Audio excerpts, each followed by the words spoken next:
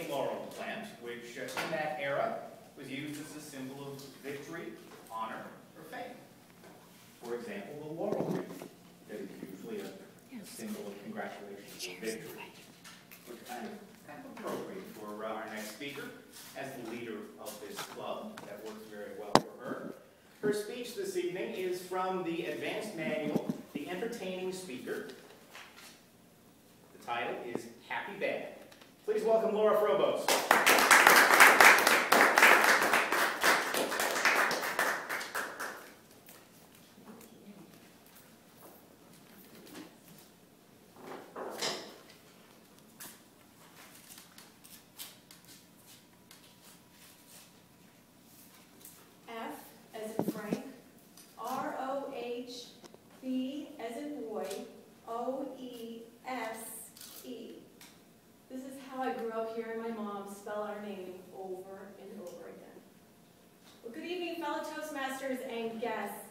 Tonight I'd like to tell you what it was like growing up with the name Frobos. We moved a lot when I was younger, and I was really shy, believe it or not. I didn't have kids Toastmasters. And I dreaded the first day of school. It was awful. The teacher would be reading the roll and say, Laura, Fro, and this is me over here. It's Frobos. What? It's Frobos. Fro what? And sometimes it would go on, and I just wanted to be swallowed up by the floor. What kind of name is that? It's German. What does it mean? It literally means happy bad. I remember I had a teacher in 5th grade who said, nobody's ever going to get that right. I'm just going to call you Laura because that's too hard. And I remember at the time thinking, gosh, I hope somebody tries to make the effort to get my name right.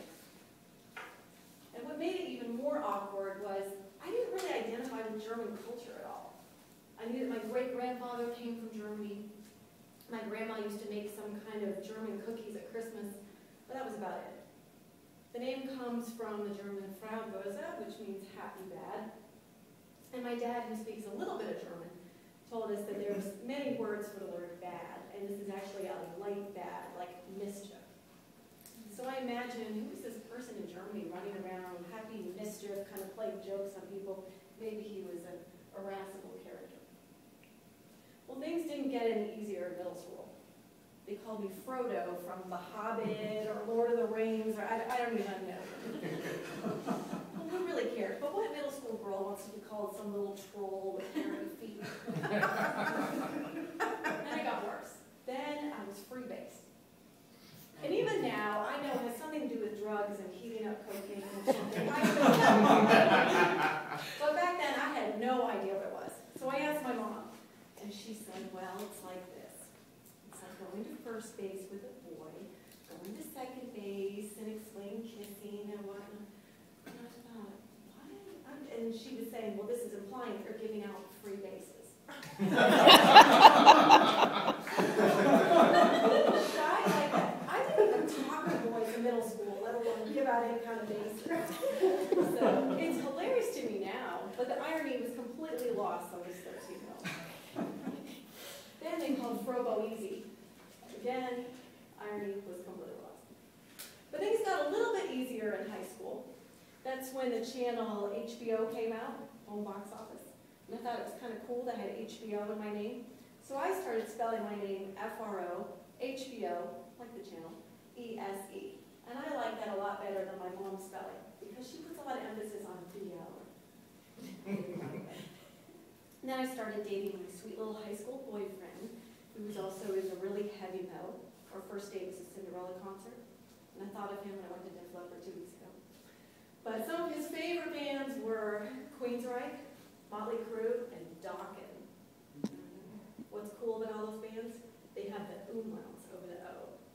He thought it was really neat to put the 2 little dots after my name. I'm like, yeah, I have this rocker name. As I grew up and got a little bit more confident, I thought, you know what, the attention that this name brings can be kind of fun. When people ask what it means, I like to say, well, it's happy bad, because I'm a little happy and a lot bad. I started noticing that people really did make an effort to spell it right and to say it right And this was kind of my litmus test for guys. If somebody will really take the effort to try to get my name right, you get a point.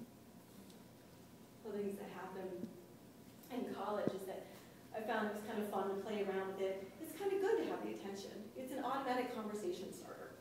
And I have to think that if my name were Laura Smith, I wouldn't have the same lead in. Then a few years ago when I got on Facebook, I found a lot of friends, and they found me because I'm the only Laura Frobos in the whole world. I also found that there's a Frobos page, and I got really interested in learning about our history.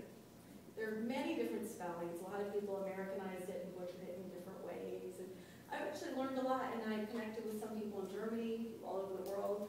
I think it's really interesting. I'd like to learn German. So all in all, I think that this name has it been a blessing, has it been a curse. I'd have to say that I think it's a little bit more happy than bad, kind of like me.